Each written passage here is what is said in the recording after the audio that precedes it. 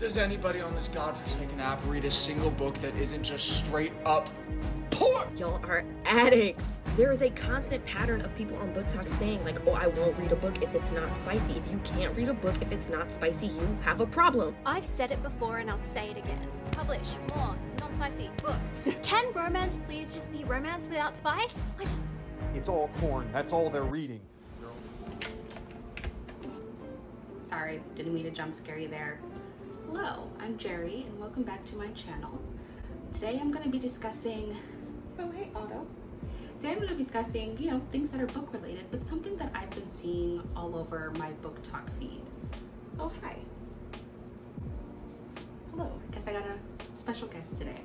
So today I'm going to be talking about spice and BookTok. And in particular, these conversations that I've been seeing all over my For You page. My algorithm seems to think that I have a real interest in this discussion.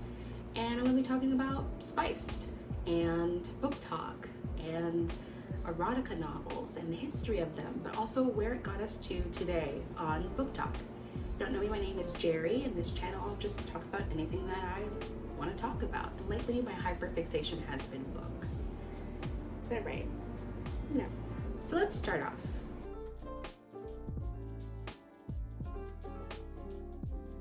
I have been on BookTok for about a year now, posting sporadically here and there, but mostly I use BookTok to just get me to find new and interesting books that I find interesting.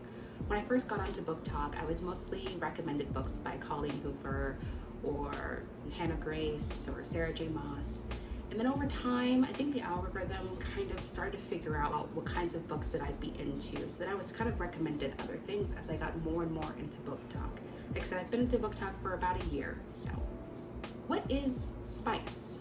When you see people say spicy books, what is spice? According to Disaster Feed, which I think is how you say it, I'll put it on the screen of what it is. But according to Disaster Feed, the general consensus, reading my notes over here. The general consensus is that anything spicy means it contains explicit sexual content, but readers will have to decide for themselves what level of spice they are interested in. So spicy books are books like Haunting Adeline, which I have behind me, or there are books like Hannah Grace's Icebreaker, or ACOTAR. ACOTAR has a lot of erotic sexual scenes, and those would be considered to be spice. Now, granted, the spice level is different, right? The type of spice you're going to get in the Haunting Adeline is not going to be the same type of spice you're going to get in like the Twisted Love series by Anna Huang.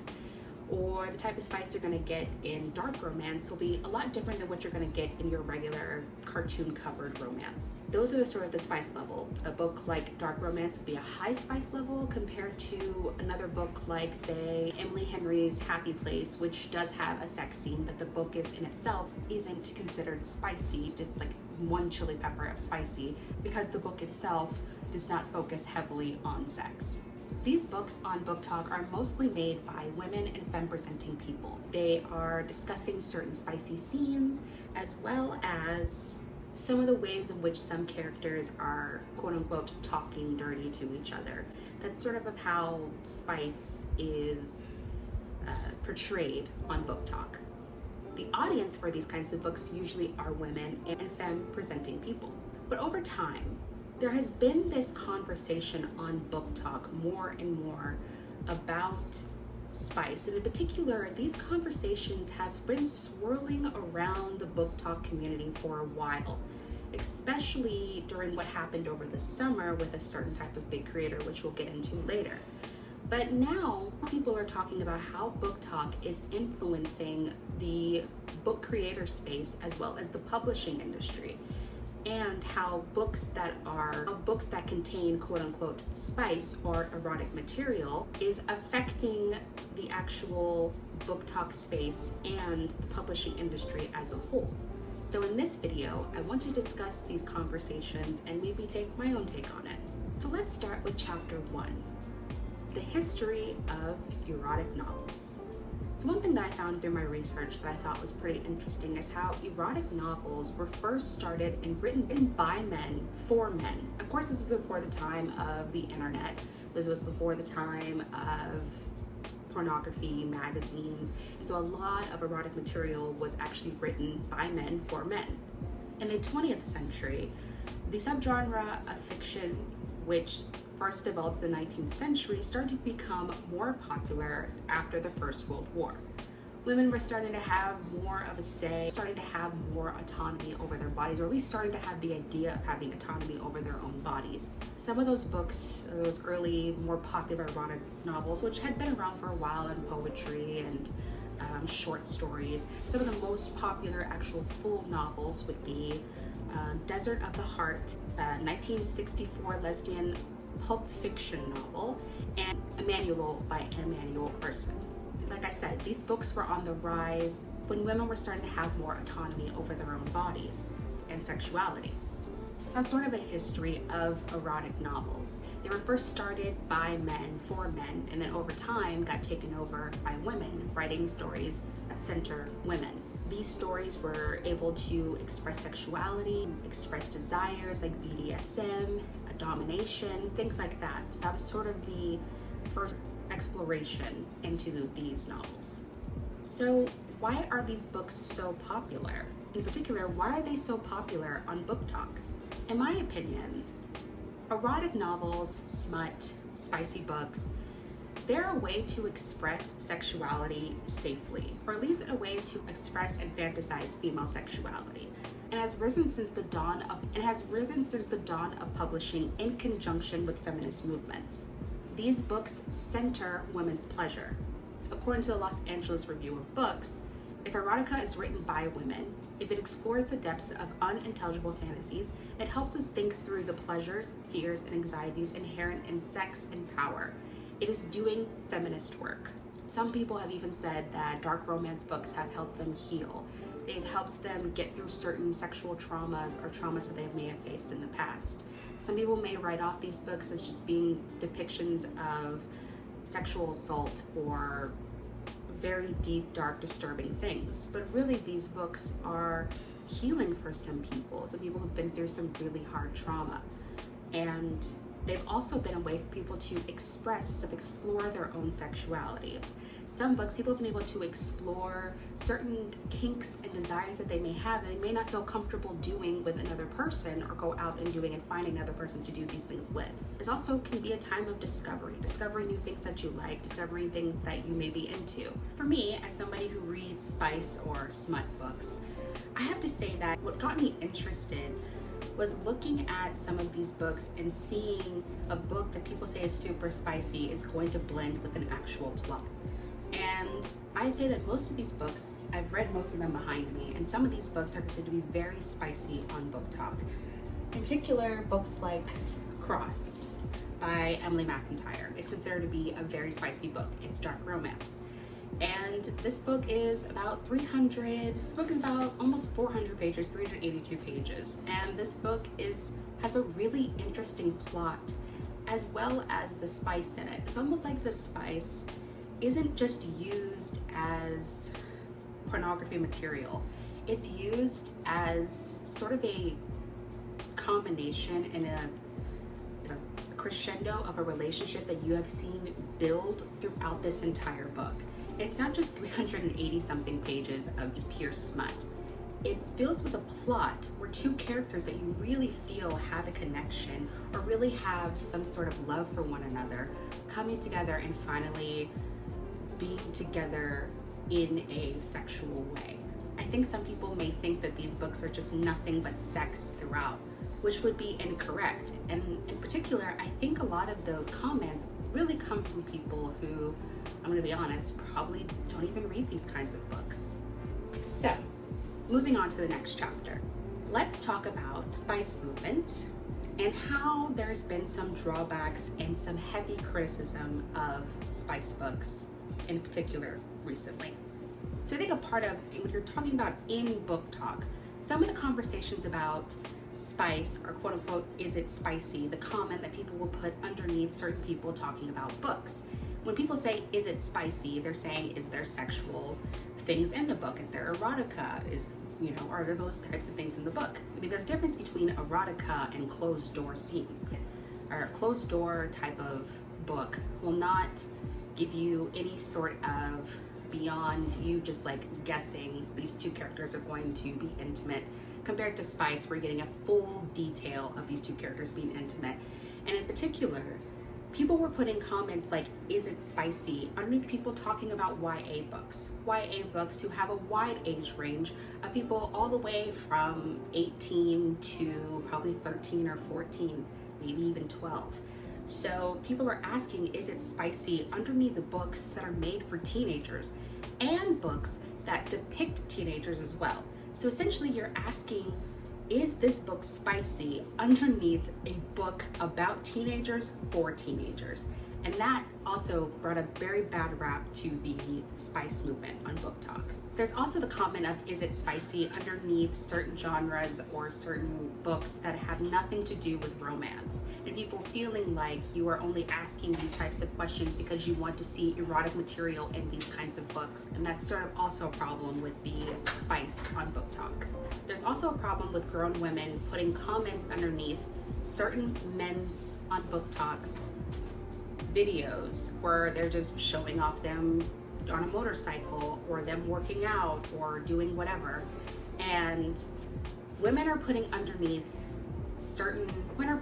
the comments things about spicy books, or you remind me of this certain character from a spicy book, which is one, they don't have people's consent to put these kinds of things underneath people's comments, as well as you are attributing this real life person to this very sexually charged book without their consent. And there's been some instances where some grown women have done this to young minors. It is completely wrong to go into pretty much anyone's comments and attribute them to spicy content that you are reading within your books. Especially, I can't believe I have to say this, but especially if they're minors. These types of comments have felt very harassing to these individuals. There's one man who said he had to block an entire character's name from his comments so people would stop comparing him to this very sexual book, which also leads to another very big situation that happened over the summer with the creator, Kiara Lewis. Kiara Lewis is a very big book talker, probably one of the biggest book talkers, and a lot of her content is her reactions to certain types of books.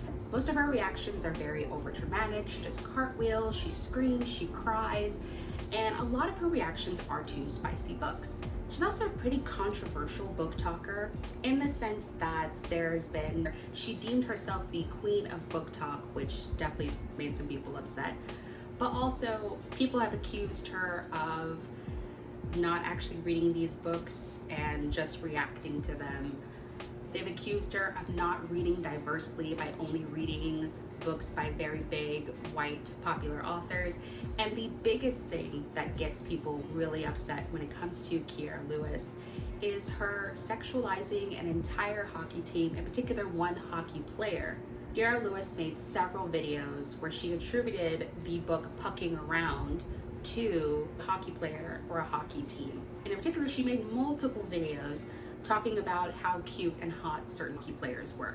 But when the wife of one of the hockey players said that she felt really uncomfortable by people continuing to sexualize her husband, Kiara Lewis then went on to try to defend herself and say that they were okay with it at first, but now all of a sudden they have a problem. Kiara Lewis didn't really acknowledge the fact that, hey, you can revoke consent. But also, it's not okay to attribute someone with very sexual, again, going back to what I said before, it's not okay to link a very sexually charged book to a real life person without their consent.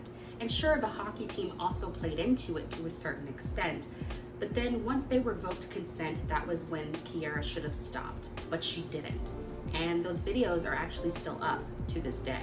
Then with Kiara defending herself, it also caused a lot of online harassment to this hockey player's wife, which was completely uncalled for. The Kiara Lewis situation also brought a lot of attention to BookTok, where people all of a sudden started to attribute sexual books or book talkers or whatever, attributing them to very sexual content, and that all BookTok is a bunch of women talking about sex and erotic material, and that's all BookTok was. This isn't in particularly Kiara Lewis's fault. This then, for like a couple weeks, had a lot of criticism towards BookTok.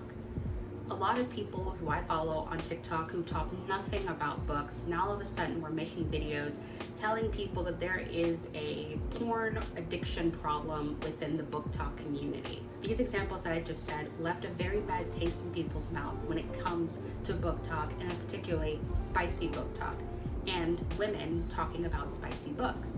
Personally, I like reading spicy books because it feels like a sexual fantasy that I can safely indulge in. Like I said before, these books aren't just full of sex. They are also filled with storylines and men who are essentially worshiping these women in these books. Why a book like ACOTAR is super popular is not just because it's full of sex, but it's more about the male characters and how they see women, how they see women as beautiful, how they see them as people. They care about their wants, their feelings. It centers the woman's pleasure. And I think that's why these books are super popular. And so it's not a porn addiction. In particular, these books aren't just full of porn. They have stories, they have love stories that really connect with audiences. The spice is just kind of sometimes a marketing ploy to get people interested in the book. To me, these books feel no different than watching a rom-com where there's a little more sex scenes in it, or watching a show like Game of Thrones. No one was batting an eye when Game of Thrones was showing full nudity on HBO, as well as some other shows that also depict sex. If you watch these shows and like these shows, does that mean that you have a sex addiction? I don't think so. I don't believe these books should be placed behind a counter, Barnes & Noble, or have a warning sticker. It kind of reminds me of the PMRC, you know, the thing that happened in the 80s where a bunch of, I think it was like Al Gore's wife, I'll see, but it was a bunch of wives of politicians that came together to try and put warning labels and warning stickers on music. In particular, music that was very violent, very sexual. So artists like Prince or Motley Crue or Madonna was having warning stickers on the front of their CDs to let people know that there's explicit material in it. And the PMRC thought that they were doing a good thing to help parents understand that what their children are reading is explicit material. But it ended up backfiring on them because a lot of those albums that end up having the explicit warning sticker are the ones that kids wanted to listen to the most. So putting a warning sticker on a book, I don't think it's going to deter teenagers or other people from wanting to buy these books. At the end of the day, if you're worried about a book with a cute cartoon cover being accidentally slipping into your hands or your child's hands that has sexual material, what you probably should do is take out your phone and do some research, as well as talking to librarians, talking to booksellers, looking up the age range for certain books. I don't know about you, but before I pick up a book and take it to the register and spend almost $20 on it, I tend to look at many different reviews and research before I decide to spend that much money on a book. As well as if you're buying books for children or teenagers or YA books, look into, like I bought my sister A Good Girl's Guide to Murder. And before I bought it, I did tons of research while standing in the aisle before I got the book to see whether or not it's in her age range, and turns out it was. There's actually a long list of websites that do that work for you. So it just takes an amount of research to figure those things out. The world should not have to cater and change to people who just don't want to do research. Personally, I think these two are rage farming. The Gabe guy has never really interacted with or really made videos about BookTok except just to criticize it. Which sure, some people may argue that doesn't mean that he hasn't engaged in BookTok, but he said himself in the video that he just typed in #BookTok and these were the results that were popping up for him. He didn't even look up books that are like Pride and Prejudice or books by the same author. He just looked up BookTok and assumed that this is what we are all reading.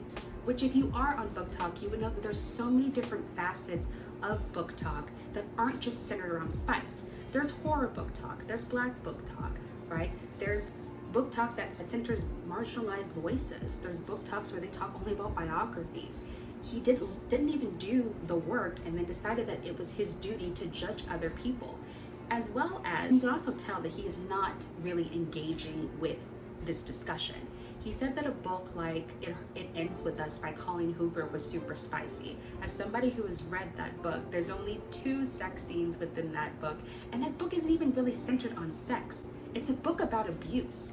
It has adult content, but the book is about abuse.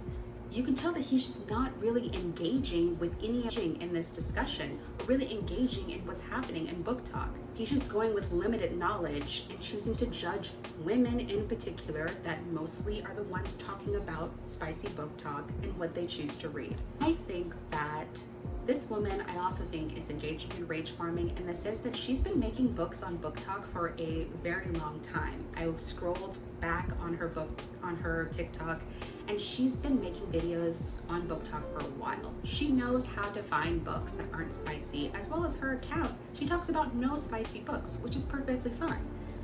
There are tons of books out there that are published that have nothing to do with sex or sexual content. She's worried that now sex is going to be introduced into YA books, which they have been, but that's not the majority of YA books. As somebody who also indulges in reading in YA books, a lot of them don't have sex scenes in them. There's not this big scary thing that's happening in publishing where now all of a sudden everything's going to be super sexual. At the end of the day, personally, just me personally, I don't have any children, but I do think that having some sexual content within teen or young adult stuff, teen stuff, as long as it is age appropriate, is okay. We don't want young 14-year-old girls reading Haunting Adeline, of course, or Birthday Girl by Penelope Douglas. But like, sexual content really isn't the problem. Some people are starting to sound like those like town hall meetings that go viral on TikTok where parents are going in and talking about books like Boys Aren't Blue or stuff like that. They're starting to sound like that. They're starting to sound like they are afraid of any sort of sexual content. And even if that sexual content is age appropriate for teens, if you don't want spicy books, or if you don't want to engage with spicy books, then don't. Like I said, adult books will have adult content. If you're in the adult section in Barnes & Noble or the adult section in the library, you're going to find adult content, whether that's sex, whether that's violence, whether that's very tough and maybe triggering sorts of things. It is your job as a reader, as well as it is a job of parents, to make sure they know what they are choosing for their child or what their child has picked out for their book. You as an adult should know how to do research about the types of books that you are engaging with. That research is definitely it's like literally in your hands. Yes, the "is it spicy" or BookTok has been summoned comments underneath a regular looking white boy are very annoying, but that's unfortunately the internet, and we can't stop certain people from commenting certain things. If you see something that is inappropriate, like it's underneath a minor's post or something where someone isn't trying to be, someone definitely has not consented to being sexualized, because there's no way to consent to that over the internet, then take the comment, report the person. That's the best that you can do, as well as just ignoring those comments or letting them know that they're being super inappropriate. That's the only thing that we can do, is to call out these sorts of things, so then our community itself could go back to just talking about books and not having to defend ourselves. Erotic novels, smut, spicy books, they are a safe expression of female sexuality, or sexuality in general. They have risen since women have gotten more and more control over their own bodies and sexuality, where women are feeling more free and safe to express themselves. It is a sexual empowerment that women have full control over. These books are written by women, for women, and femme-presenting people. We don't need to go back to a time where female sexuality is demonized and repressed. This could also lead to further issues of book banning, like we're seeing in other conservative states like Florida. You don't want to go back to a time feeling like any female expression of female sexuality is dirty or wrong. It's okay to feel curious. It's okay to want to dive into some of these books. Like I said, they aren't just all sex and no plot, despite what a guy like Gabe may say. So at the end of the day, read what you want to read within reason, do your research on any book that you decide to pick out and pick up, and support your local bookstores and libraries. Thank you.